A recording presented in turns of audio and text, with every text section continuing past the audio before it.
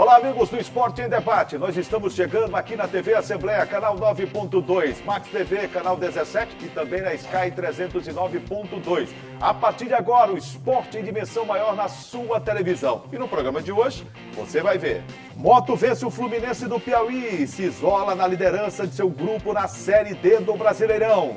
Castanhal e Juventude empatam sem gols no Pará. E pela quarta divisão, a situação do Juventude não é boa. Pela Série B no Mineirão, com mais de 58 mil torcedores, o Cruzeiro derrota o Sampaio por 2-0, em partida que fechou a 8ª rodada da competição. Projeto Criança Feliz beneficia crianças da Vila Nova com aulas de judô e balé. E mais uma reportagem especial com Carol Hertel, atleta maranhense convocada para a seleção brasileira para a primeira etapa da Copa do Mundo de Águas Abertas em Portugal. Tudo isso e muito mais no Esporte e Debate de hoje, que já está no ar. E para começar o Esporte e Debate, uma reportagem bem legal, que demonstra o trabalho feito em prol de crianças aqui na cidade de São Luís. O repórter Joelson Braga foi conhecer o projeto Criança Feliz e traz para nós, aqui a hora do Esporte em Debate, como é desenvolvida a concepção do projeto e os resultados que começam a ser obtidos. Carinho, cuidado, ensinamentos. Assim, esta criançada vai aprendendo uma lição para além do esporte. O judô é uma poderosa ferramenta de transformação e seus benefícios são inúmeros, como observa o sensei responsável pelo treinamento da garotada. O esporte, o judô, aqui no nosso projeto, é a principal referência para a vida deles. Aqui eles esquecem, provavelmente, esses problemas que eles têm em casa, né, esses problemas familiares. Aqui eles têm oportunidade, aqui eles se divertem muito com as atividades que são aplicadas aqui. E eu, particularmente, de forma bem pessoal, eu me sinto muito realizado por fazer parte disso aqui. O projeto Criança Feliz beneficia crianças da Vila Nova, na área Itaquibacanga. A iniciativa é patrocinada pelo Grupo Potiguar e pelo Governo do Estado por meio da Lei Estadual de Incentivo ao Esporte. Além do judô, o projeto investe em balé para crianças de 2 a 5 anos. A diretora da creche, onde as aulas são ministradas, ressalta a prática esportiva enquanto instrumento de desenvolvimento da garotada. Eles aprendem a disciplina que o professor passa, né, de judô, sempre está ali pedindo o comportamento deles e eles acham muito interessante o desenvolvimento dele. O pequeno Juan, de apenas 5 anos, não perde uma aula de judô. Eu gosto muito de fazer judô, gosto de brincar, gosto de lutar. A turminha já participou de competições e o professor lembra que o retrospecto é bom. Costumo dizer que são os meninos da vila, né, os meninos da Vila Nova.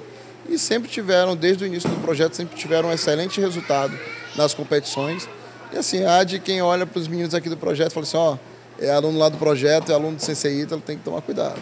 O esporte aqui funciona como uma das mais poderosas e acessíveis ferramentas de inclusão social. E ainda desperta nos jovens valores humanos e de cidadania. Viva Deus!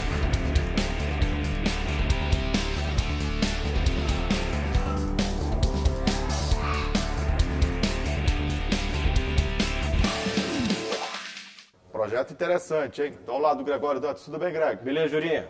Ô, Greg, e esse projeto aí? Projeto Criança Feliz. Bem Joelson legal. Braga mostrou, né, o desenvolvimento dele, a concepção e os objetivos também, né? Sim, projeto bem legal. Inclusive, tive a oportunidade de conversar com o nosso amigo jornalista Paulo de Tasso, né? Grande Paulo de Tasso. Que ele sempre entra em contato com a gente, uma das pessoas que mais fornece pautas legais para o nosso programa, né? Ele é um assessor de grandes modalidades esportivas aqui, de federações, Sim, de clubes, né, de instituições ligadas ao esporte. E ele, a esposa, a família, tem um trabalho muito interessante em relação a esse suporte e também a difusão, né, do esporte, sim, por todo o estado do Maranhão, sim, porque ele traz sempre pautas muito boas para a gente. Principalmente, né, esporte amador, né, que é tão carente aqui no Maranhão de fomento, de investimento e de visibilidade.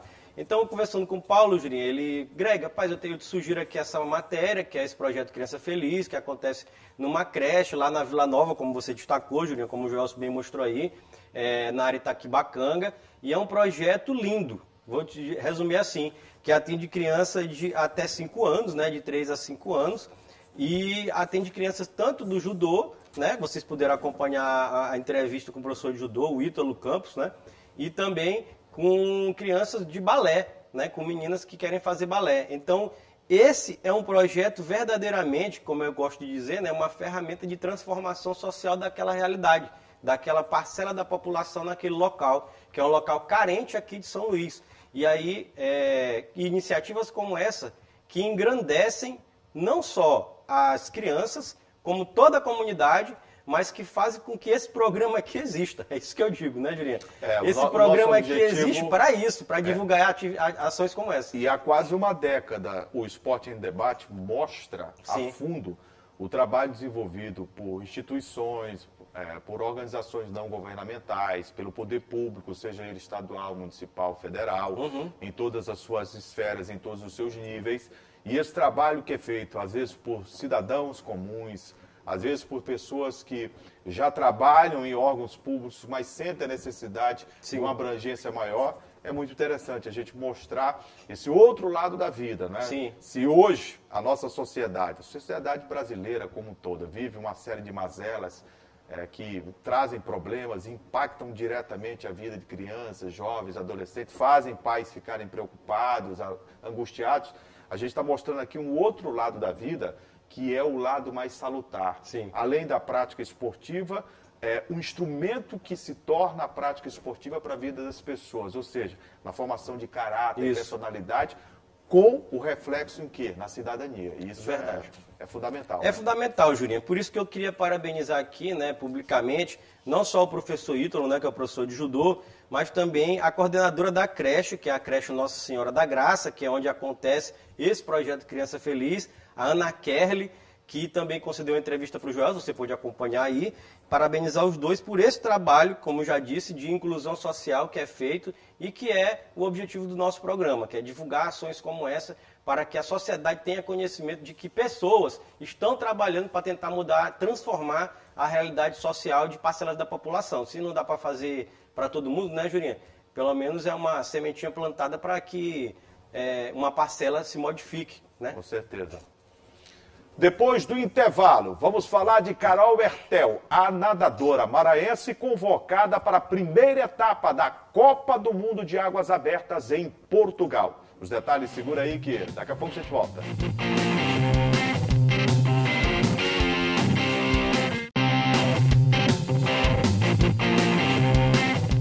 Já estamos de volta com o Esporte em Debate. E agora vamos de braçadas. Carol Hertel, nadadora maranhense, vai representar o estado do Maranhão. E por que não dizer o Brasil na primeira etapa da Copa do Mundo de Natação Águas Abertas, que será disputada em Portugal. A repórter Márcia Carvalho conversou com Carol Hertel, com membros da sua comissão técnica, falou muito desse trabalho desempenhado por Carol Hertel, com toda a sua comissão de técnicos, para que o estado do Maranhão possa outra vez brilhar a nível nacional agora com as águas abertas em Portugal.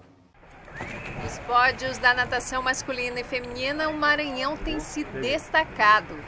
A atleta Carol Hertel que o diga. A nadadora acumula desde criança muitos títulos. Especialista em maratonas aquáticas, ela já competiu no campeonato sul-americano e em campeonatos europeus e asiáticos. De acordo com a Carol, são mais de 200 premiações mundo afora. Orgulho que ela trouxe para o estado.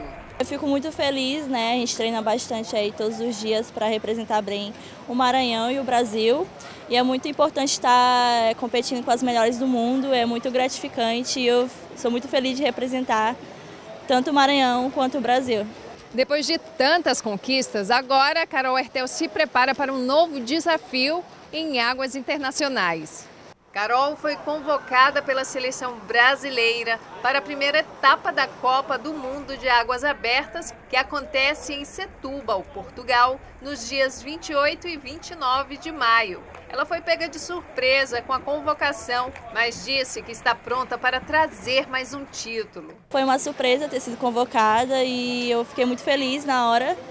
E eu espero mais convocações, né? A gente está trabalhando aí para conseguir mais novos objetivos, novas seleções e estou muito feliz de estar aí participando dessa prova. A ida será semana que vem e depois de Portugal, Carol já se prepara para outras competições. A medalha de ouro é o objetivo. Com certeza, é representar o Maranhão e conseguir uma medalha de ouro de preferência, né?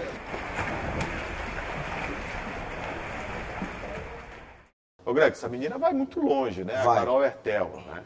Tem um retrospecto muito incrível, né? Sim. Em competições nacionais e já com experiência de competições em águas abertas também internacionais. Sim.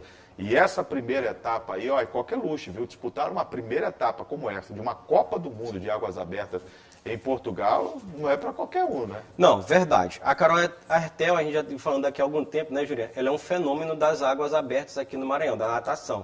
É mais uma daquelas, vamos chamar assim, pupilas do Alexandre Nina, né? Da Academia Nina de Natação, né? Da Escola Nina de Natação.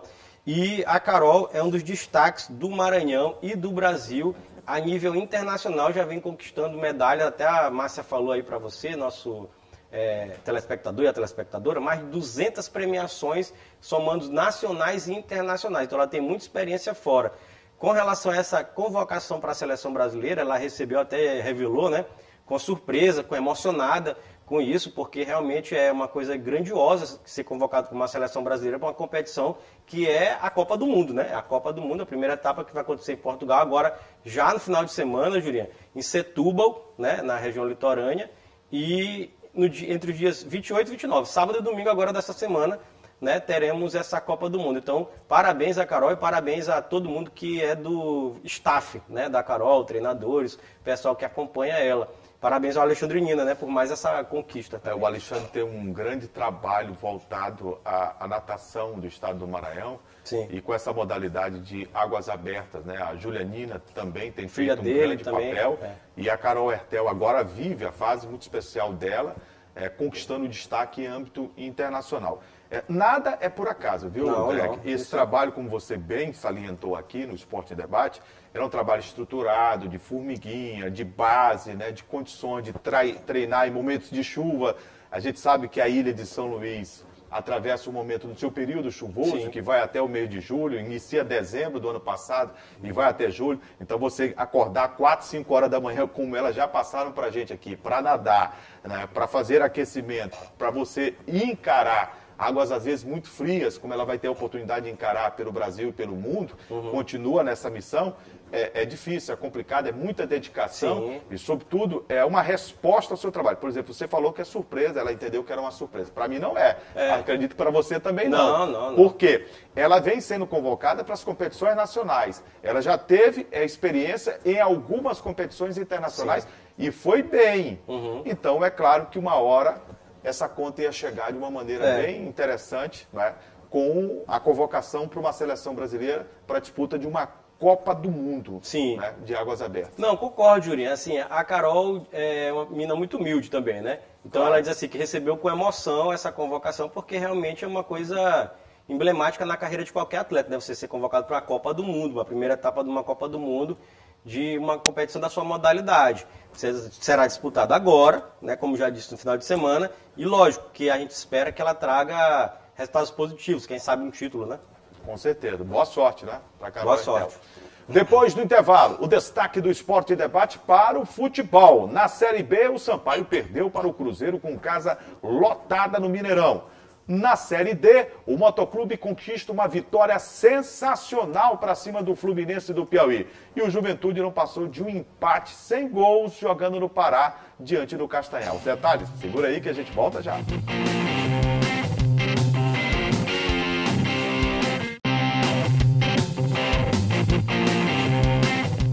Campeonato Brasileiro Série D. O Juventude jogou no interior do Pará, diante da representação do Castanhal. O time buscava a primeira vitória na competição jogando fora de casa. Não deu. E olha, o goleiro Anderson Costa ainda defendeu uma penalidade máxima. 0-0 foi o placar do jogo. A situação do Juventude é complicada na Série D do Campeonato Brasileiro. Não ganha dentro nem fora de casa, né, Greg? É verdade. Assim, poderia ter sido pior, né? Porque se a bola entrasse ali, se aquela bola entrasse no final, mais né? ainda. Assim... O Juventude está na penúltima colocação do grupo A2, né? Está na penúltima, tem 5 pontos, né? Apenas na competição, uma vitória, 2 empates, perdeu os outros todos os jogos, né? É uma situação complicada, a gente tem que destacar, por exemplo, que o Castanhal já tem 9 pontos, né? que ganhou apenas o ponto. Na verdade, a vitória que ele tem, só para fazer justiça, foi fora de casa. Contra a Tuna. Mas foi contra a Tuna que todos ganharam a Tuna. Isso. Exatamente. Dentro assim, e fora de casa. Dentro e fora. A Tuna não ganhou nenhum jogo na competição até agora. Não, assim, para o Castanhal o resultado foi péssimo. Isso aí tem que dizer, né? O Castanhal, que tem o objetivo de chegar entre os 4 primeiros, foi péssimo. Só que a gente está falando do nosso time aqui do Maranhão, Juventude, que é o nosso foco. Claro, então, e se o Juventude conquistasse uma vitória lá, ganharia uma sobrevida, sim, poderia até mudar o curso dessa campanha da equipe de São Mateus na Série D do Brasileiro, né? Exatamente, só que não conseguiu e acabou infelizmente sendo esse empate. Poderia ter sido pior, como já falamos, né, Jurinha? Poderia ter perdido a partida, teve um pênalti desperdiçado pela equipe do Castanhal no final do jogo, e o jogo terminou 0-0 mesmo. Nesse momento, como você destacou, Jurinha, Juventude é o penúltimo com 5 pontos. 6 jogos já disputados, 5 pontos, 1 vitória, 2 empates e 3 derrotas. Um aproveitamento muito ruim, só não é pior do que a Tuna, como você já destacou também, que não ganhou de ninguém, empatou 2 jogos e perdeu todos os outros. Complicadíssima a situação do Juventude. Em São Luís, no estádio municipal de Osílio Santos, jogando nesse domingo, o Motoclube de São Luís venceu o Fluminense do Piauí pelo placar de 3-2. Mas a partida foi para lá de emocionante no estádio municipal de Osílio Santos, que não recebeu um grande público. Mas os 1.500 torcedores que foram empurraram o Motoclube de São Luís para uma reviravolta no placar. Ô Greg, o jogo estava 1-0 para o Motoclube de São Luís, o Moto abriu o placar ainda no primeiro tempo jogando bem, mas na etapa complementar foram 4 gols. Foi. 4 gols. O time do Fluminense, bicampeão piauiense, do Mário Sérgio, artilheiro do Brasil na temporada, ele fez 2 gols e virou o jogo, provocou o torcedor do Moto no estádio de Osílio Santos. O torcedor do Moto ficou na bronca com ele. Foi. Só que o torcedor do Moto deu a resposta na hora certa. Por quê? O Moto acabou com os gols de Jair e Nailson, virando para 3-2, uma virada histórica, uma virada espetacular do Motoclube no estádio de Osílio Santos, e que fez o Moto reassumir a liderança, que havia perdido em algum momento da partida, porque o Pacajus ganhou, né? Sim. E aí chegaria o maior número de pontos. Só que o Moto acabou vencendo por 3-2 e se mantém na liderança do seu grupo na A2 da Série D do Brasileirão. E outra coisa, quando o jogo estava 2-1 para aquele do Fluminense, o Fluminense que era o líder naquele momento também, né? Porque estaria chegando aos 12 pontos. Seguinte, foi o jogo entre as 2 melhores equipes, na minha opinião, desse grupo 2, né? Foi um confronto de líderes até o momento, né? Naquele momento os 2 dividiam a liderança da competição, né? O Moto fez um bom jogo, é bom destacar isso. É claro que teve graves problemas ali por conta da chuva. Principalmente no segundo tempo. Isso. O Moto fez um bom primeiro tempo, mas no segundo tempo houve um crescimento, principalmente quando o Mário Sérgio fez o primeiro gol, o gol de empate. O Moto sentiu em algum momento ali. Não, na verdade, o Moto fez para mim um bom jogo, concordo com você no segundo tempo, mas pós-segundo gol, né? No primeiro tempo, o jogo foi, para mim, fraco tecnicamente. A chuva atrapalhou bastante, mas o Moto conseguiu terminar o primeiro tempo com a vitória, né? O primeiro tempo com a vitória. No segundo tempo, Mário Sérgio é diferenciado, esse cara. É verdade. Para mim, esse cara... Não é jogador para a Série D, não é não. Esse jogador ele tem que ser observado por clubes brasileiros de Série B, de Série A, porque esse cara ele tem talento, é um cara que sabe fazer gol, que conhece ali a pequena área, né, Jurinha? E tem muita técnica, até de finalização. O segundo foi um golaço que ele fez. Foi um golaço. Então, é um jogador que ele está muito acima da média para uma Série D. Então, o Fluminense tem essa vantagem, tem um jogador diferenciado na competição, né? E o Moto conseguiu se superar absurdamente, aí já depois do segundo gol do Mário Sérgio, sentiu muito, concordo com você, quando teve o primeiro gol.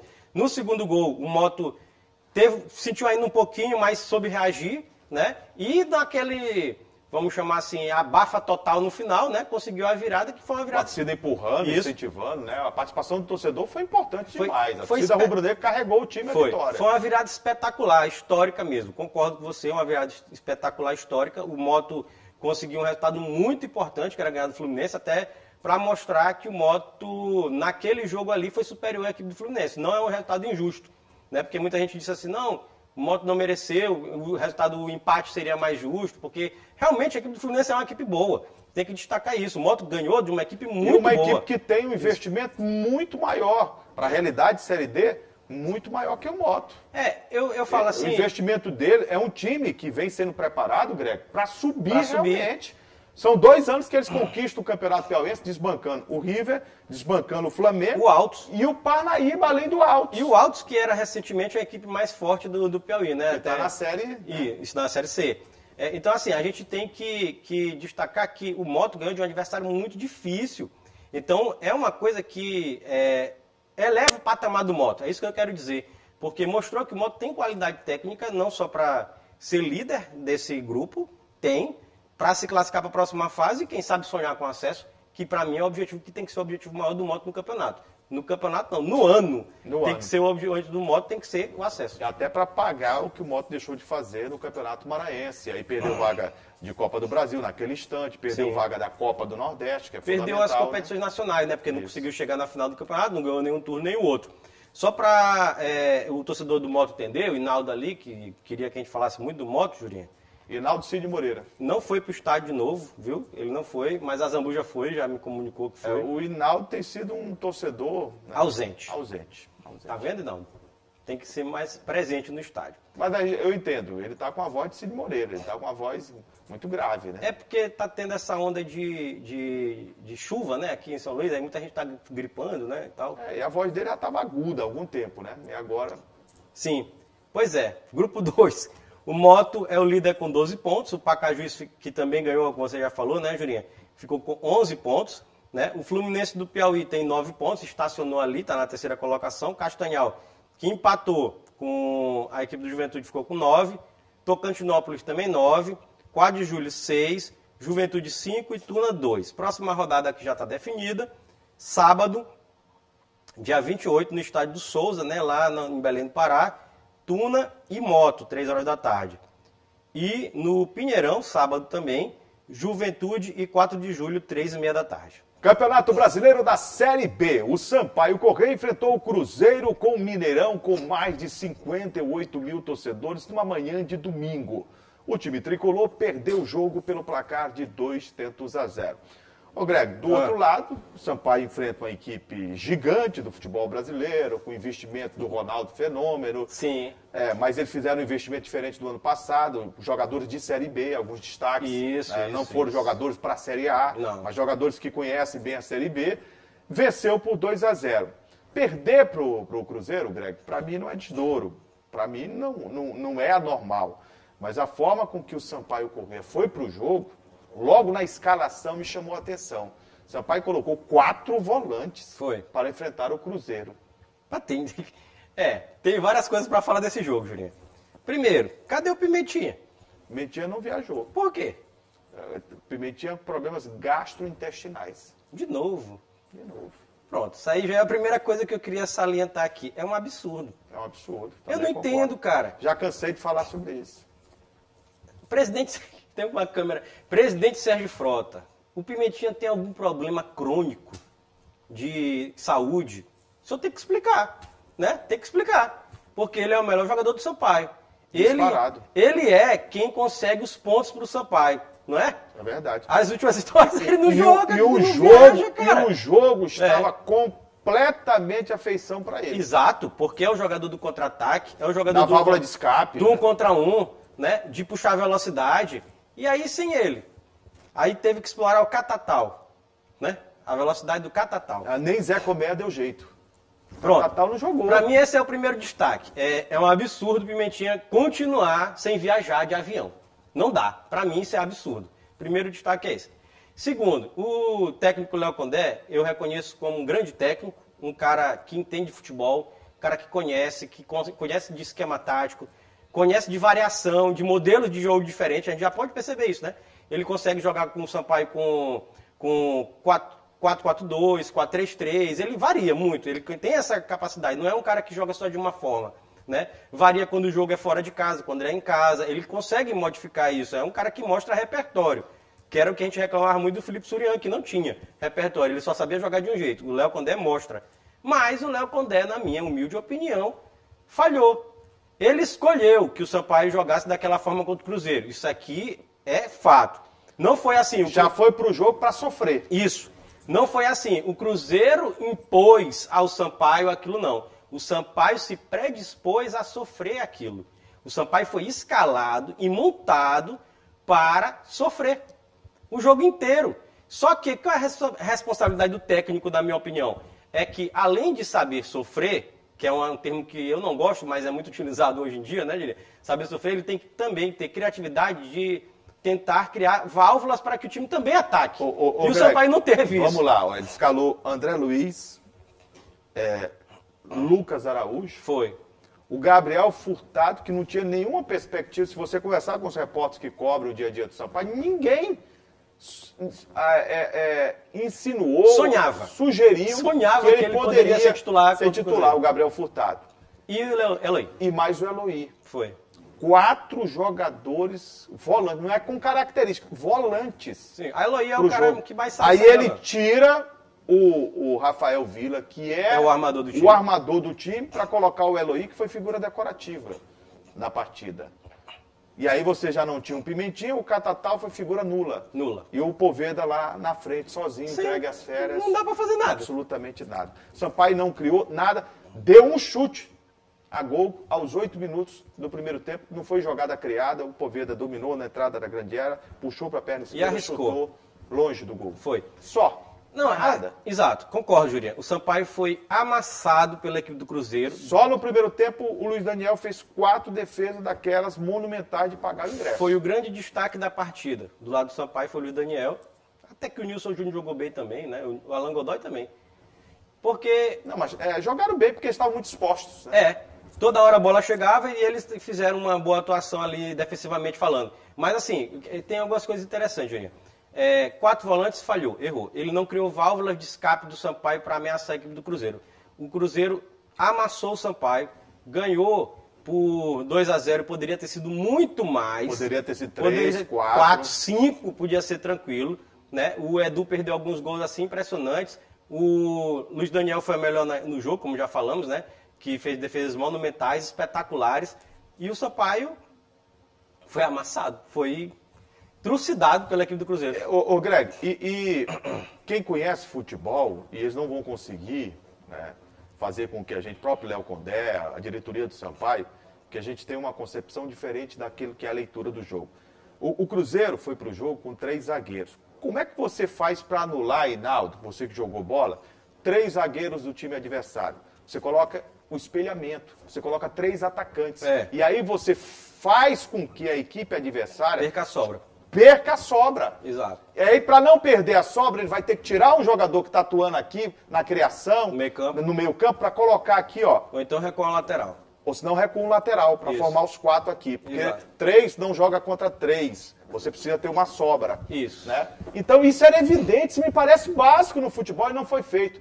A outra possibilidade dele era fazer o meio campo com 3 volantes, sim, mas com liberdade para o meia. Quem era esse meia? O Rafael Villa, para criar o jogador, para fazer a leitura periférica do jogo, para botar uma bola para o Catatal, para enfiar uma jogada no corredor, para a passagem do Gabriel Poveda na cara do gol, para se aproximar, para chutar de fora da área, que ele já fez gol na Série B jogando fora de área. Quer dizer, ele tinha os mecanismos para poder utilizar, tinha peças para mudar a postura do Sampaio Corrêa de um time que aceitou ser dominado. Essa que é a realidade. A gente não está falando... Na verdade... O Cruzeiro é grande, venceria o jogo do Sampaio Corrêa? Provavelmente sim. Mas a forma com que o Sampaio perdeu o jogo, eu não consigo admitir. O medo de perder ser maior do que a vontade de ganhar. E o Sampaio se apresentou assim para o jogo. Quem é que estava do outro lado? É o Manchester City do Pep Guardiola? Não, gente, não era. Não. Calma. Esse time do Cruzeiro, inclusive, tem problemas ofensivos. Vem fazendo um gol por partida, fez 2. O único jogo, sabe qual foi? Pro Sampaio. Sim. Porque o Sampaio pediu para perder o jogo. É assim, como eu disse, né? O Sampaio entrou com a predisposição a jogar desse jeito. Para mim, o erro do Léo Condé foi um erro eu vou chamar o erro de preparação para a partida. Porque ele escalou mal e preparou psicologicamente mal os jogadores. Ele não fez o dever de casa, que era o seguinte: cara, é o Cruzeiro. É o líder, beleza. É na casa deles, vai estar lotado. Mas a gente tem que criar válvulas de escape para tentar ameaçar eles também, porque senão a gente vai ser amassado. Era o óbvio. Exatamente, vamos dar trabalho para eles. É o óbvio. Se expor totalmente? Não, loucura. Não, loucura, concordo. Mas, por exemplo, como o Jurinha citou o exemplo, podia botar o Rafael Villa? Podia. Podia botar o Piontek de um lado? Podia. Podia botar o Heron de centroavante e deslocava o Poveda para a direita? Também. Podia. Entendeu? Então, ele tinha no banco as opções para fazer com que o Sampaio não fosse tão agredido, tão amassado como foi. Sim, então, e assim, não fez. Exato. Então ele tinha opções, só que é o que eu estou dizendo. Ele se predispôs a jogar dessa forma e falhou. 27 minutos para 28, foi expulso o Lucas Araújo. Eu confesso que foi involuntário o lance dele. Sim. Mas a recomendação da regra, para esse tipo de jogada ali acima do tornozelo, é expulsão. É bom falar desse lance. Tá entendendo? O Sampaio está acreditando o resultado a essa expulsão. Não. Eu acho que não é assim. Não, é bom falar desse lance, Juria, porque muito torcedor do Sampaio já veio falar comigo, dizendo assim, foi uma expulsão injusta, tal, o juiz deu amarelo primeiro, o VAR chamou e recomendou, né, trocar o amarelo pelo vermelho. Tá certo. O torcedor do Sampaio não reclame, não. Mesmo sendo involuntário, mesmo sendo sem querer, se foi um lance que atentava contra a saúde física do adversário, que isso aí foi sem querer, foi involuntário, mas atentou mesmo, é verdade. Em cima da linha da bola, pegou, então tem que ser expulso. Não tem o que reclamar, não. Diz a regra. E não é justo torcedor do Sampaio, nem diretoria, nem ninguém acreditar a derrota a isso, porque o Sampaio estava sendo amassado antes. Com 11 jogadores. Antes. Perfeito. E depois piorou. E depois só piorou. Mas não é justo, não. Então o Sampaio perdeu um jogo. Não é terra arrasada, eu também não acho. A derrota para o Cruzeiro é normal. Você enfrentar o líder com aquela atmosfera de 58 mil torcedores lá, mais de 58 mil, numa manhã de domingo, a torcida cantando o tempo todo, incentivando, aquilo ali empolga. E foi 2-0. Não foi 5-0. Claro. Então, o resultado, para mim, é normal de derrota. Mas a forma com que se deu a atuação do Sampaio é que eu não gostei, sinceramente. Não, nem eu. Eu não gostei e entendo que pela inteligência do Léo Condé, pelo trabalho que ele tem no futebol brasileiro, não só no Sampaio, acho que ele pecou, estava numa manhã infeliz. Isso acontece comigo, com você, com qualquer profissional. Uma manhã infeliz. O que ele pensou para o jogo foi, eu posso imaginar, não, a gente vai segurar o Cruzeiro e sair daqui com empate. Foi isso que ele pensou. Não pode ser assim. Na verdade, não foi só isso que ele pensou. Foi isso que ele quis botar, ele botou em prática, né? Só que também, se tu não criar nada, o outro time vai te amassar o jogo inteiro e tu acaba perdendo. É isso, né? Na verdade, ele não só pensou, ele botou em prática isso. Só que tu não tá contando com o teu adversário, é o Cruzeiro. Na casa deles, empolgado, líder. Chamado por você para jogar no campo defensivo. Não dá, cara. Então, assim, a pressão foi muito grande, foi 2-0, o Sampaio perdeu. Nesse momento, Jurinho, o Sampaio está em 12º, viu, na competição, com 8 pontos, né? Aqui tem uma coisa interessante na tabela da Série B, porque, olha lá, o Guarani, que é o 18º, ou seja, está na zona de rebaixamento, está com 8 pontos também. É o próximo adversário do Sampaio. Pois é, então tem um monte de time com 8 pontos. Então, por critérios de desempate, o Sampaio está, nesse momento, em 12º. Do 12º ao 18º, 6 times estão com 8 pontos, que está na zona de rebaixamento. Então a situação do Sampaio, assim, nesse momento é fora da zona de rebaixamento, mas é complicada. É complicada. Muito. E assim, o próximo adversário, como você já destacou, Jurinha, é Sampaio e Guarani, então, ou seja, um confronto direto. E aí é jogo para o torcedor. Olha o exemplo que deu o torcedor lá do Cruzeiro. Né? Eu acho que o torcedor, guardadas as devidas proporções, deve também dar esse apoio aqui ao Sampaio. O torcedor deve apoiar o Moto, deve apoiar o Juventude e as nossas equipes. O que está acontecendo com a torcida maranhense que não gosta do futebol? Tem que ir, Jurinha, e não está indo. Sábado, 28, agora, sábado, dia 28, 7 horas da noite, Sampaio e Guarani. Eu acho massa esse horário aqui, sabia? Para jogo, sábado às 7 horas da noite. Eu não gosto daquele de sábado 9 horas da noite. Não, eu prefiro de 9. Não, 9 e meia da noite. Geralmente sábado ou domingo eu acho que é mais interessante, viu? Sábado 7 horas é legal, porque tu sai de casa, tu vai pro jogo. Quem trabalha sábado dá até para ir também, né? Dá até para ir também. O jogo acaba assim umas 9 horas, aí tu quiser ir pra festa, quiser ir pra casa, quem quiser fazer o que quiser. Faz o que quiser, mas dá para ir para o jogo e o Sampaio está precisando do seu torcedor nesse momento. Tem que ir. Tem que ir. Gente, chegamos ao final do Esporte em Debate. A você, muito obrigado pelo carinho da enorme audiência sempre. Muito obrigado. Ô Greg, nossos canais de interação para que o público possa participar. Pois é, o telespectador pode acompanhar nosso programa através do nosso canal de interação, né? O primeiro é o nosso site, que é o al.ma.leg.br/TV. Tem também o telefone da nossa redação, que é o 3269-3028. E o nosso WhatsApp, que está passando aqui embaixo da sua tela. Agradecer a você que nos empresta o carinho da honrosa e dispensável audiência. O nosso muito obrigado sempre por contar com a sua enorme audiência. Obrigado ao Bispo, nosso diretor de TV. Obrigado ao Kemuel, ao Frank, né? Todo o pessoal, Macarrão, rapaz, que está com a gente agora aqui. Jeito da melhor qualidade. Inaldo, voz de Cid Moreira, muito legal. Pé de pato. E mandar um abraço especial, sabe para quem? Quem, rapaz? Gleidson Martins. É o segundo programa em 10 anos que ele trabalha com muito afinco, viu, Greg? E o trabalho dele tem sido muito importante nesses últimos 2 programas, viu, Greg? Ele é decisivo, né? Nos últimos 10 anos, foram 2 dias que ele trabalhou seguidos, Greg. É a primeira vez. É a primeira vez. Tem que destacar, não merece destacar? Tem. Queria pedir desculpa aí para os nossos amigos quando a minha voz está prejudicada por conta do clima. Uma leve gripe, né, Júlio? Uma sinusite, na verdade. É verdade. Tudo que tem it, esse rapaz. Gente, um grande abraço, fique com Deus, até a próxima, gente. Tchau. Tchau, até mais.